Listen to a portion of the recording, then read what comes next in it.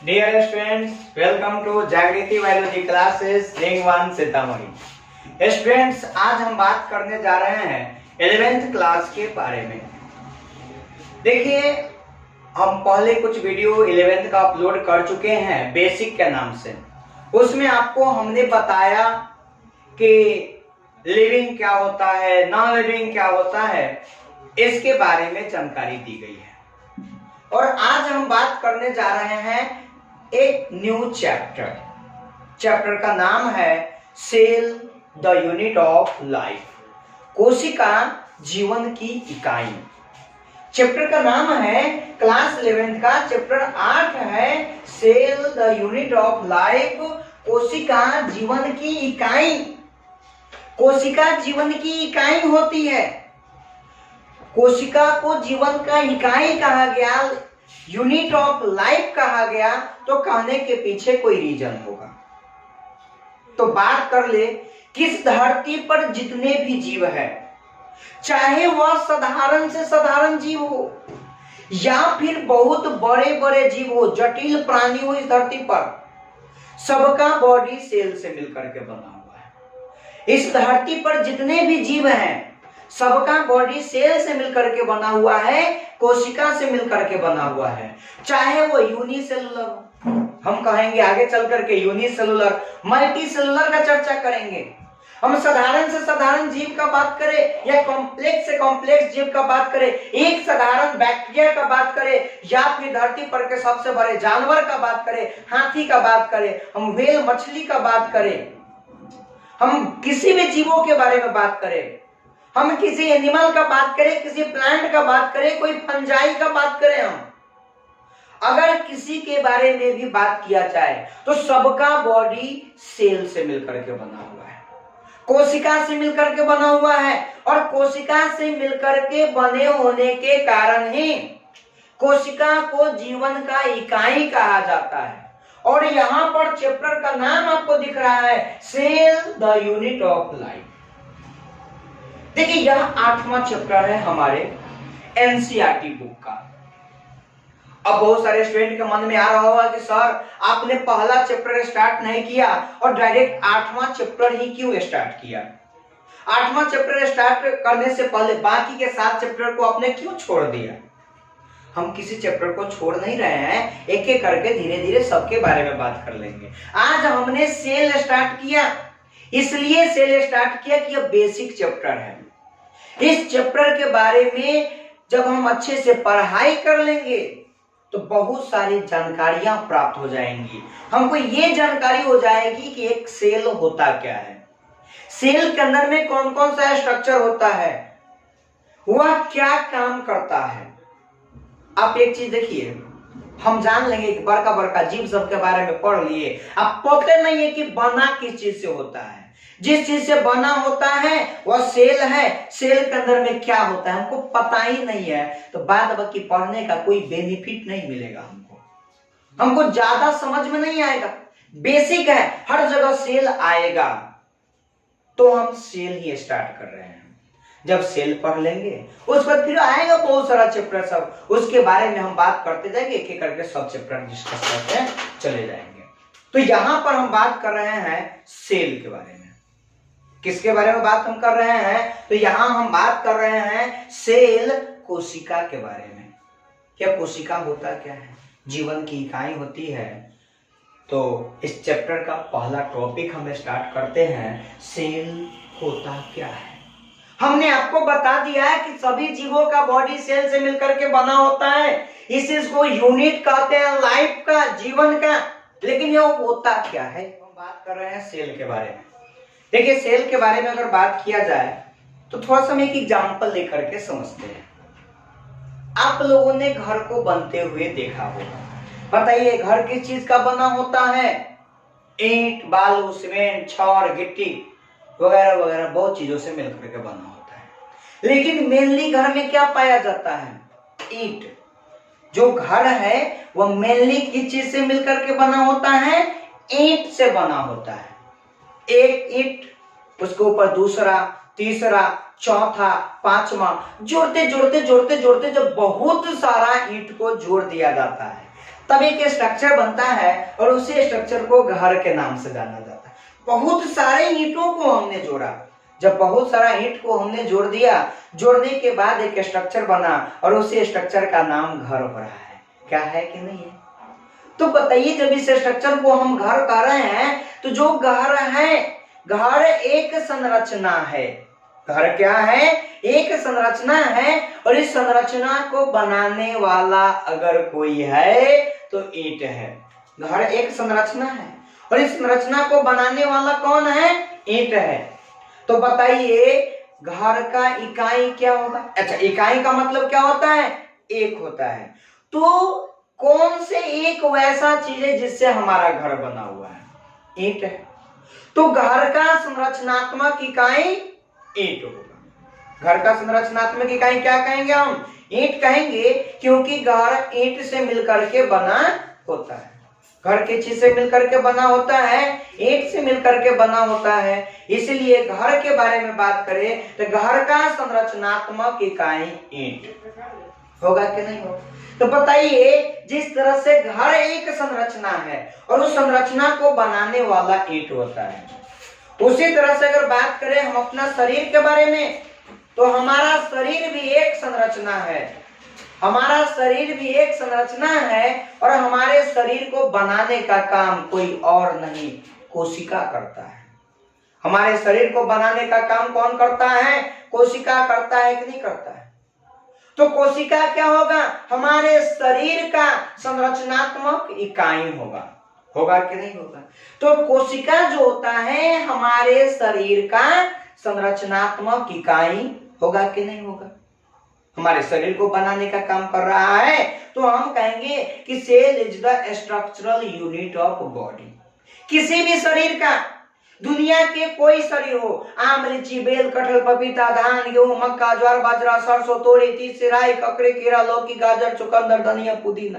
अब किसी का बात करें, कोई एनिमल का बात करें, हाथी, घोड़ा, कुत्ता, बिल्ली, गधा, सांप, चुचुंदर, बैल, बकरी, सबका बात कर ले। सबके बारे में अगर बात किया जाए तो सबका शरीर कोशिका का बना होगा, और सबके शरीर का स्ट्रक्चरल यूनिट, सबके बॉडी का स्ट्रक्चरल यूनिट अगर कोई है तो सेल है। तो सेल के बारे में हम कहेंगे it is the structural unit of body. जिस तरह से घर का स्ट्रक्चरल यूनिट ईंट होता है, उसी तरह से हमारे शरीर का स्ट्रक्चरल यूनिट क्या हो जाएगा? सेल हो जाएगा। अरे होगा। अब बात कर ले फंक्शनल यूनिट का। फंक्शन मतलब काम, कार्य करेगा। एक बात बताइए, घर कार्य करता है? बिल्कुल करता है। घर का बहुत सारा काम होता है।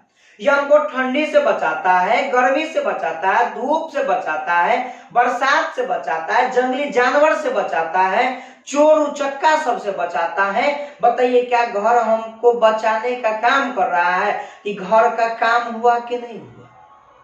अरे हुआ ना। अब बताइए, यह जो घर का काम है, तो घर जिस चीज से मिल करके बना होगा वही काम कर रहा होगा। क्या वही काम कर रहा होगा कि नहीं कर रहा होगा? बिल्कुल वही काम कर रहा होगा। तो घर बना होता है ईंट से, तो घर में जो घर का काम होता है, तो घर में काम करने वाला भी तो ईंट ही होगा कि नहीं होगा?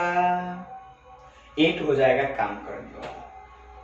यूनिट का बात करें, इकाई का बात करें, फिर भी ईंट हो जाएगा। तो जो घर है, इस घर का फंक्शनल यूनिट, क्रियात्मक इकाई का बात किया जाए तो घर का क्रियात्मक इकाई भी ईंट होगा। घर में काम करने वाला ईंट होगा। घर के स्ट्रक्चर को बनाने वाला कौन? ईंट। घर में काम करने वाला कौन? ईंट।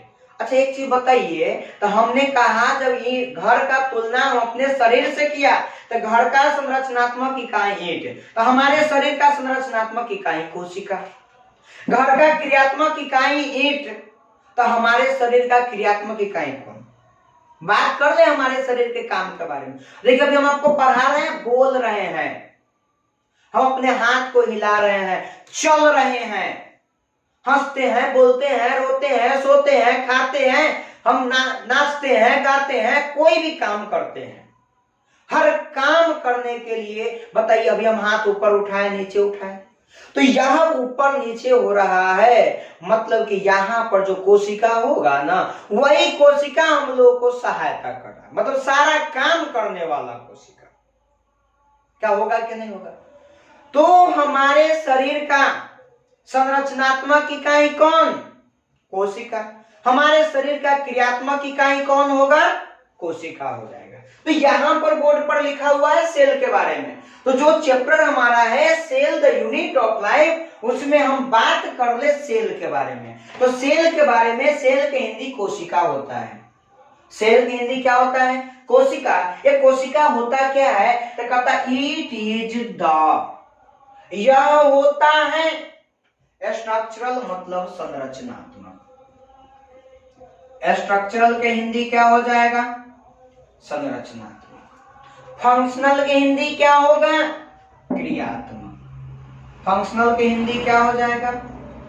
क्रियात्मक। बताइए यूनिट का हिंदी क्या होगा? इकाई। यूनिट की हिंदी इकाई। इकाई मतलब एक। अब बॉडी का हिंदी हो जाएगा शरीर। बॉडी का हिंदी क्या होगा? शरीर। अच्छा, ऑफ का मतलब का, की। यह होता है शरीर का संरचनात्मक एवं क्रियात्मक इकाई। कौन होता है भाई? कोशिका होता है। कोशिका हमारे शरीर का संरचनात्मक एवं क्रियात्मक इकाई होता है। मतलब कि हमारे शरीर को बनाने का काम अगर कोई कर रहा है तो कोशिका, और हमारे शरीर करने में जितना भी काम होता है सारा काम करता है कोशिका। बिना कोशिका के संभव नहीं है जीवन हमारा। यह जो हमारा जीवन है बिना कोशिका के संभव नहीं है। बताइए, अगर संभव होता तो आज हम वायरस को भी लिविंग कहते? वायरस को हम लिविंग नहीं कहते हैं। क्यों नहीं वायरस को लिविंग कहते हैं? इसलिए वायरस को लिविंग नहीं कहा जाता है क्योंकि वायरस का बॉडी सेल का बना नहीं होता है, इसलिए वो ट्रू लिविंग नहीं है। हमारा बॉडी सेल का बना हुआ है, हम ट्रू लिविंग है। बैक्टीरिया का बॉडी सेल का बना हुआ है, ट्रू लिविंग है। आया समझ में? तो कोशिका जो है शरीर का संरचनात्मक एवं क्रियात्मक इकाई होता है। शरीर को बनाने का काम कोशिका, शरीर में काम करता है कोशिका। तो हम कह देंगे कि it is the structural and functional unit of body. यह शरीर का संरचनात्मक एवं क्रियात्मक इकाई होता है। अब इसके बाद नेक्स्ट पॉइंट बात करें हम, तो देखिए यह जो शरीर है ना हमारा, यह जो हमारा शरीर है तो यहाँ सेल से मिलकर के बना हुआ है। इसी तरह से बाकी जो लिविंग ऑर्गेनिज्म इस धरती पर है, जितने भी लिविंग ऑर्गेनिज्म है सबका बॉडी सेल का बना होगा। जितने भी लिविंग ऑर्गेनिज्म यहाँ होंगे सबका बॉडी किस चीज का बना होगा? सेल का बना होगा। तो हम यह जो बॉडी है इसके जगह पर तो लिख सकते हैं ना लिविंग ऑर्गेनिज्म। यह सेल क्या होता है? लिविंग ऑर्गेनिज्म का स्ट्रक्चरल एंड फंक्शनल यूनिट होता है। किसका स्ट्रक्चरल एंड फंक्शनल यूनिट हो जाएगा? लिविंग ऑर्गेनिज्म का होगा कि नहीं होगा? अब बताइए ना आप। अभी हम कहें कि शरीर का संरचनात्मक एवं क्रियात्मक इकाई होता है। इस धरती पर जितना भी शरीर है सभी सजीवों का शरीर का संरचनात्मक एवं क्रियात्मक इकाई कोशिका होगा।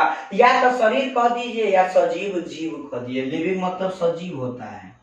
लिविंग का मतलब क्या होगा? सजीव। ऑर्गेनिज्म मतलब जीवों। तो कोशिका सजीव जीवों का संरचनात्मक एवं क्रियात्मक इकाई होगा। कोशिका तो शरीर का संरचनात्मक एवं क्रियात्मक इकाई होगा ही, साथ के साथ सजीव जीवों का संरचनात्मक एवं क्रियात्मक इकाई होता है। कोशिका शरीर का संरचनात्मक एवं क्रियात्मक इकाई होगा, साथ के साथ सजीव जीवों का संरचनात्मक एवं क्रियात्मक इकाई होता है। अब एक बात बताइए, इस धरती पर जितने भी शरीर है, जितने भी सजीव जीव है, क्या उसमें जीवन होता है कि नहीं होता है? सभी सजीव जीवों में जीवन होता है। तो क्या हम कह दे कि यह जो सेल होता है यह शरीर के साथ साथ सजीव जीवों का के साथ साथ जीवन का संरचनात्मक एवं क्रियात्मक इकाई होता है? तो अगर हम कह दे कि यह जो है लाइफ का, किसका बात कर ले हम? लाइफ मतलब जीवन, यह जीवन का स्ट्रक्चरल एंड फंक्शनल यूनिट होता है। तो यहाँ पर कई चीजें निकल करके आ गया। Cell is the structural and functional unit of body. Cell is the structural and functional unit of living organism. Cell is the structural and functional unit of life. अच्छा यहाँ पर it is लिखा है, it is लिख दीजिए, cell is the, एक ही बात है। क्या यह बात समझ में आपको आया कि नहीं आया? तो यहाँ पर हमने बात कर लिया कि शरीर का स्ट्रक्चरल और फंक्शनल यूनिट सेल होगा, बॉडी का structural and functional unit cell होगा, लिविंग ऑर्गेनिज्म का structural and functional unit cell होगा, और लाइफ का स्ट्रक्चरल और फंक्शनल यूनिट सेल होगा ना? तो चलिए इसके बारे में थोड़ा सा हम लिख देते हैं, यहाँ पर लिख देते हैं। तो सबसे पहला पॉइंट हम लिख दें, सेल इज द, लिखा हुआ है ऊपर में, cell is the structural and structural and functional unit of body. Cell is the structural and functional unit of body. सभी लोग हिंदी लिख लीजिएगा, हिंदी हम बोर्ड पर लिख नहीं रहे हैं, आप लोग हिंदी लिख लीजिएगा।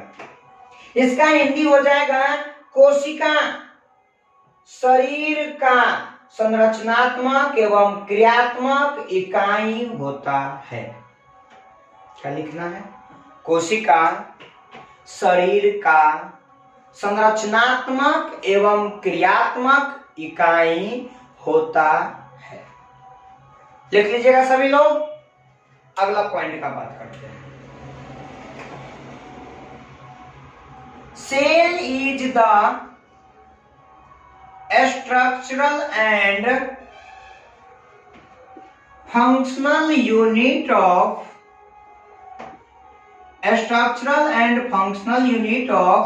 living organisms.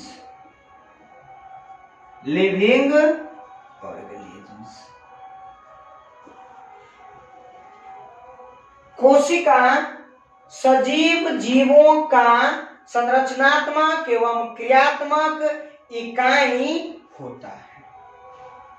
हिंदी क्या हो जाएगा सेकंड पॉइंट का? कोशिका सजीव जीवों का संरचनात्मक एवं क्रियात्मक इकाई होता है। लिख लीजिए सभी लोग, लिख लीजिए, कोशिका सजीव जीवों का संरचनात्मक एवं क्रियात्मक इकाई होता है। नेक्स्ट पॉइंट बात करते हैं। तीसरा पॉइंट कहता है, cell is the structural and functional unit of life. Cell is the structural. Cell is the structural and functional. A structural and functional unit of life. Life मतलब जीवन। कोशिका जीवन का संरचनात्मक एवं क्रियात्मक इकाई होता है। कोशिका क्या होता है? जीवन का संरचनात्मक एवं क्रियात्मक इकाई होता है। इस कोशिका को बनाने का काम बहुत सारे छोटे छोटे ऑर्गेनेल सब होते हैं, वो सब करते हैं। आगे चल करके हम डिस्कस करेंगे। कोशिका जो है जीवन का संरचनात्मक एवं क्रियात्मक इकाई होता है। लिख लीजिए सभी लोग, कोशिका जीवन का संरचनात्मक एवं क्रियात्मक इकाई होता है। हम उम्मीद करते हैं कि यहाँ तक आप लोगों को पूरे के पूरे बात समझ में आ गया होगा। हमने क्या क्या बात किया? सेल जो है स्ट्रक्चरल एंड फंक्शनल यूनिट होता है बॉडी का। सेल जो है स्ट्रक्चरल एंड फंक्शनल यूनिट होगा लिविंग ऑर्गेनिज्म का। सेल जो है स्ट्रक्चरल एंड फंक्शनल यूनिट होता है लाइफ का। यह तीनों पॉइंट आपको समझ में आया कि नहीं आया? अगर आपको समझ में आ गया तो हम इससे आगे बात करते हैं। हम बात करते हैं कि सबसे पहली बार सेल का खोज किसने किया? कौन से वैज्ञानिक ने सबसे पहली बार सेल का खोज किया? और उसके बाद लिविंग सेल का खोज कौन किया? नॉन लिविंग सेल का खोज कौन किया? यहाँ पे कुछ बात करते हैं। तो देखिए, सबसे पहली बार अगर बात करें तो साल 1665 का। कब का बात कर रहे हैं? साल 1665 का बात कर रहे हैं। एक वैज्ञानिक थे जिनका नाम था रॉबर्ट। साल 1665 में एक वैज्ञानिक है जिनका नाम है रॉबर्ट हुक। वह क्या किए थे कि सेल का खोज किए थे। अब देखिए सेल का खोज किए थे 1665 में रॉबर्ट हुक, और वो कैसे खोजे थे? तो यहाँ पर एक कहानी कही जाती है, एक बात कही जाती है इस खोज के संबंध में कि एक बार रॉबर्ट हुक स्टडी कर रहे थे, और स्टडी करने के दौरान उनके पास एक बोतल था जिसमें पानी भरा हुआ था, और बोतल का जो ढक्कन था वो लकड़ी का बना हुआ था। वे क्या किए थे कि खुद का माइक्रोस्कोप बनाए थे, और उस माइक्रोस्कोप से उस लकड़ी के टुकड़ा को देखना शुरू कर दिए, कॉर्क के सेल को देखना शुरू किए। जैसे ही देखना शुरू किए, देखने के बाद उनको कुछ स्ट्रक्चर दिखाई देता है। उनको ऐसा स्ट्रक्चर दिखाई दिया, जब वे देखना शुरू किए तो देखने के बाद उनको इस तरह का कुछ स्ट्रक्चर दिखाई दिया। उनको जो है इस तरह का स्ट्रक्चर दिखाई देना स्टार्ट कर दिया।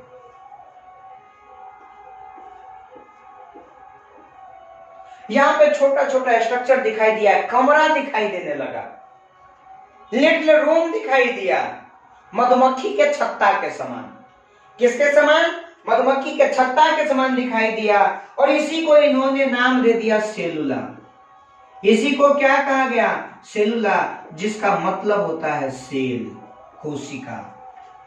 इसका मतलब होता है छोटा छोटा खाली कमरा। देखिए आप अपने जिंदगी में बहुत सारे सेल का यूज करते हैं। एगो सेल होता है जिसका मतलब होता है बेचना। एगो सेल जो होता है मॉल सब में सेल लगता है, वह भी सेल होता है। एगो सेल माने अब टॉर्च में का बैटरी सबके सेल सुने होइएगा, बहुत सारा सेल है। आप जेल के कमरा को भी सेल कहा जाता है, आपने सुना होगा मूवी सब में, आप सुने होंगे फलना कैदी को फलना सेल में बंद करके रखा गया हुआ है, तो जेल के कमरा को भी सेल कहा जाता है। सेल का मतलब होता है छोटा छोटा खाली कमरा। सेल का मतलब क्या होता है? छोटा छोटा खाली कमरा। तो सबसे पहली बार जो कोशिका का खोज हुआ, सेल का खोज हुआ, वह छोटा छोटा खाली कमरा के रूप में खोज हुआ, इसलिए इसको सेल कहा गया। क्या कह दिया गया? सेल कहा गया। और यह कहा गया था रॉबर्ट हुक के द्वारा। सबसे पहली बार सेल का खोज किसने किया? रॉबर्ट हुक ने किया, साल 1665। कब का बात करें हम? साल 1665 में। 1665 ईस्वी में रॉबर्ट हुक के द्वारा सेल का खोज किया गया था। कब का बात कर रहे हैं हम? साल 1665 में रॉबर्ट हुक के द्वारा सेल का खोज किया। सबसे पहली बार सेल का खोज किया गया था रॉबर्ट हुक के द्वारा। इन्होंने जब देखा तो इनको इस तरह का स्ट्रक्चर दिखाई दिया, या जो छोटा छोटा खाली कमरा दिखाई दिया बॉक्स के जैसा, या मधुमक्खी के छत्ता के जैसा दिखाई दे रहा था। इसी को कहा गया सेलुला। सेलुला फिर उसी से सेल बन गया। तो सबसे पहली बार सेल का खोज किया गया रॉबर्ट हुक के द्वारा साल 1665। कब का बात है? 1665 का बात है। फर्स्ट सेल का खोज किया गया था। First cell was discovered. First cell was discovered.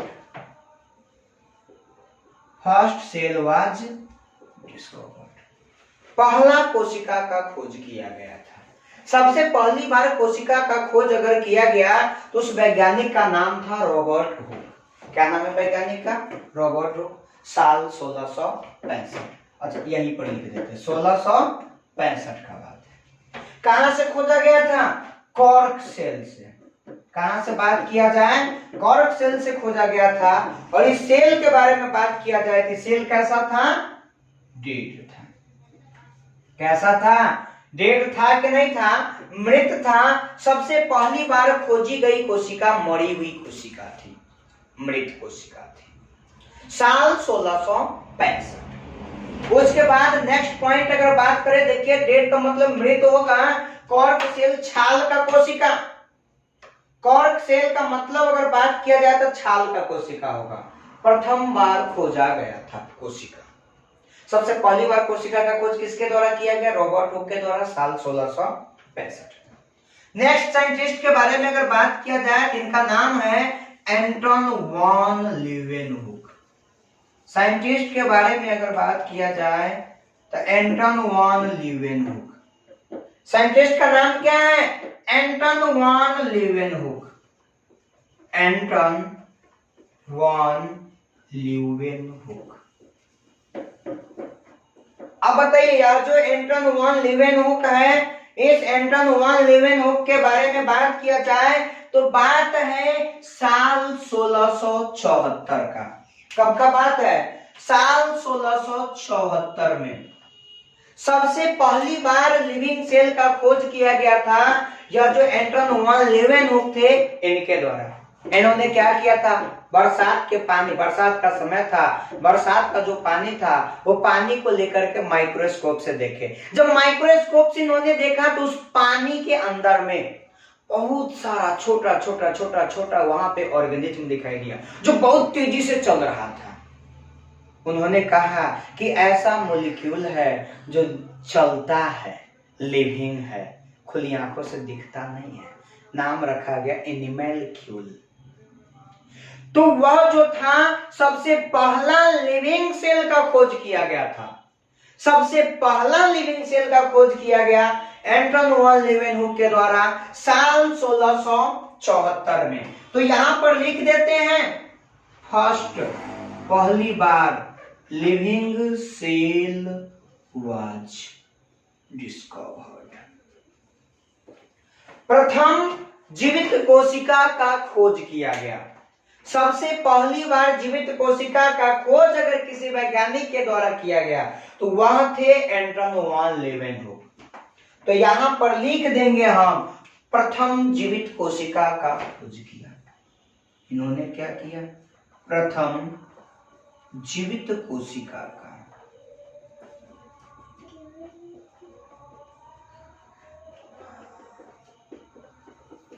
प्रथम जीवित कोशिका का खोज किसने किया? तो इस वैज्ञानिक का नाम था एंटन वन लीवेनहुक।